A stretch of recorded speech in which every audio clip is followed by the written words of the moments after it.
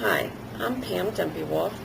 I'm an ICU nurse here at Progress West Hospital in O'Fallon, and I was diagnosed with ovarian cancer in October of 2009. My symptoms I had that I really stuck my head in the sand about. Went to my nurse practitioner. My doctor was busy, and they diagnosed me with UTI, urinary tract infection. That took care of the initial problem, but I continued to have vague pelvic discomfort. I wouldn't call it exactly, just some discomfort. I then had a hand surgery in June.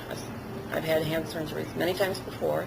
It didn't quite recover as quickly. So I was noticing a change of appetite, a loss of appetite, which is totally unheard of in me, but I was slowly losing weight. There was a bright side to that. I was losing weight, so I kind of ignored that. My urinary problems continued with incontinence. I did see my OB/GYN, and nothing showed up on my exam, my yearly exam.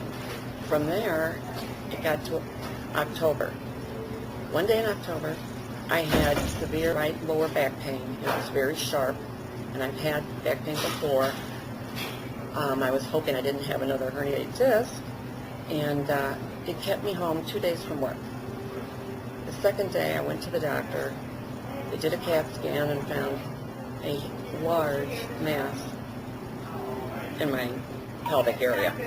That got the ball rolling for the next step was an ultrasound. The ultrasound showed a large mass on my right ovary. It was so large they could not visualize the left ovary. The doctor came in and talked to me about the ultrasound, and he called my OB/GYN, what they found. He then came back to me and said, go ahead and go home.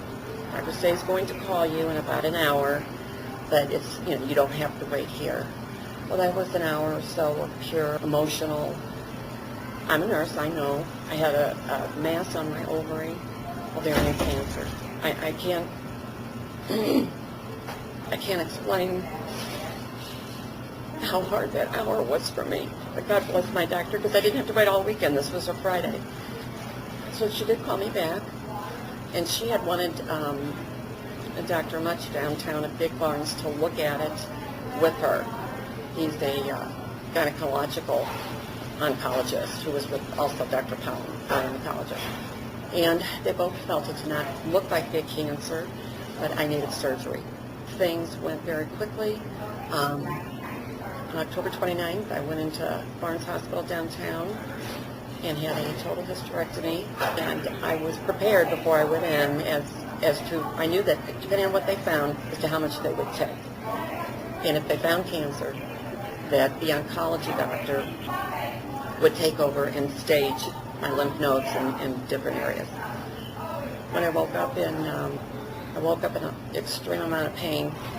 It's quite a large surgery. Looked at my friend, is it cancer? And she said yes. I cried, and they told me to push my PCA button and gave me something else, and that's the last thing I remember till I was in my room. It takes about a week to get pathology results. But what they told me in the hospital was that it's a large mass, and it appeared to be encapsulated.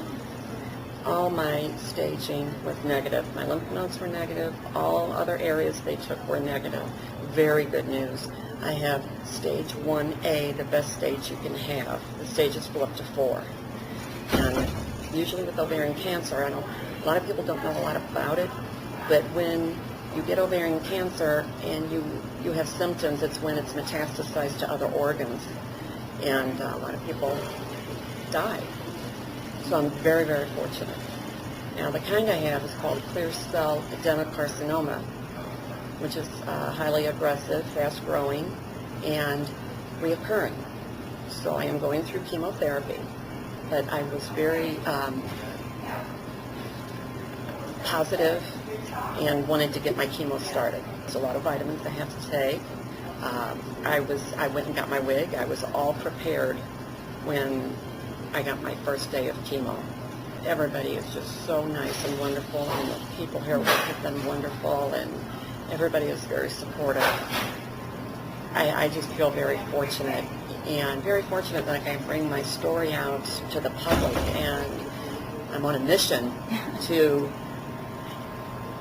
educate on ovarian cancer, and I'm hearing more and more about it on the news lately, and maybe it's just because I haven't, and it's popping out at me, but I really feel a need to educate the public and other women on this and other gynecological cancers.